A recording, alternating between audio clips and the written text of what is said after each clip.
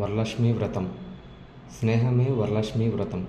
శ్వాసను, శ్వాసదాత ప్రకృతిని ఆరాధించడమే అనగా ప్రకృతి నియమాలు పాటించడమే అసలైన వరలక్ష్మి వ్రతం. ప్రకృతి వల్లనే సృష్టి ఉంది. శ్వాసదాత ప్రకృతి కదా. ప్రకృతి మాతే మనందరి కన్నతల్లి. శ్వాస ఉండడం వల్లనే శరీరం ఉంది, జీవితం ఉంది, జీవనం ఉంది.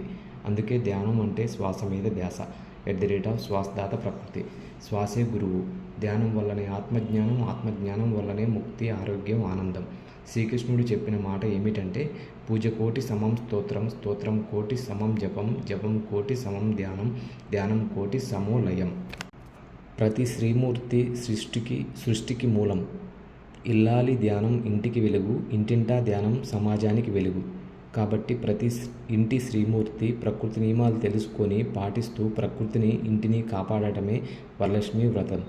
తల్లి గర్భంలో ఉన్న ఒక కణం జైగోట్ 3 కేజీల శరీరంగా తయారైంది శ్రీమూర్తిలో. 3 కేజీల శరీరం 60 కేజీల శరీరంగా తయారైంది ప్రకృతి అందించిన శ్వాస మరియు ఆహారం ద్వారానే. కాబట్టి పంచభూతాలైన శరీరాన్ని ఇచ్చిన ప్రకృతిని ఆరాధిస్తే జీవితానికి కావలసిన వరాలను ప్రకృతి అందరికీ అందిస్తుంది. శ్వాసను ఆరాధించడం, శ్వాసతో స్నేహమే వరలక్ష్మి వ్రతం. శ్వాస ఎక్కడెక్కడ ఉంది? శ్వాస జంతువులలో ఉంది, మానవులలో ఉంది.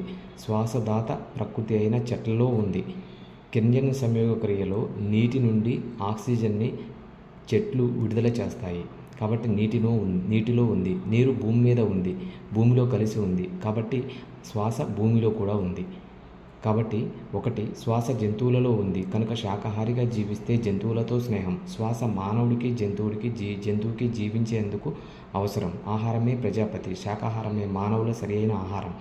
మన నోటి లోపలికి వెళ్ళే ఆహారమే మన శరీర ఆరోగ్యాన్ని కాపాడే మొదటి మిత్రుడు. 2 శ్వాస మానవుడిలో ఉంది. పక్క వ్యక్తితో మంచిగా మాట్లాడటం, మానవులతో స్నేహం.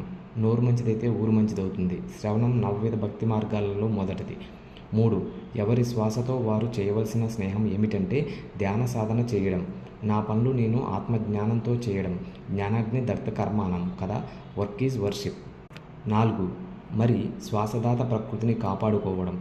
శానిటైజర్తో చేతుల్ని ఎల్లప్పుడూ శుభ్రంగా ఉంచుకోండి అంటే భూమిని, నీటిని శుభ్రంగా ఉంచండి, మొక్కలు నాటండి అని ప్రకృతి మానవాళికి సూచిస్తున్న ఆరోగ్య సూత్రం. భూమి ఆధారం, జలమే జీవనాధారం. ఆరోగ్య జగత్ శాకాహార జగత్ ప్లస్ ధ్యాన జగత్ ప్లస్ ప్రకృతి జగత్. ప్రకృతి నియమాలు పాటించడమే అసలైన వరలక్ష్మి వ్రతం.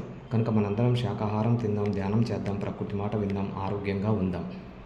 నచ్చితే లైక్ చేయండి. అందరూ ప్రకృతి వరాలు పొందేందుకు షేర్ చేయండి. Thank you friends. Thanks a lot.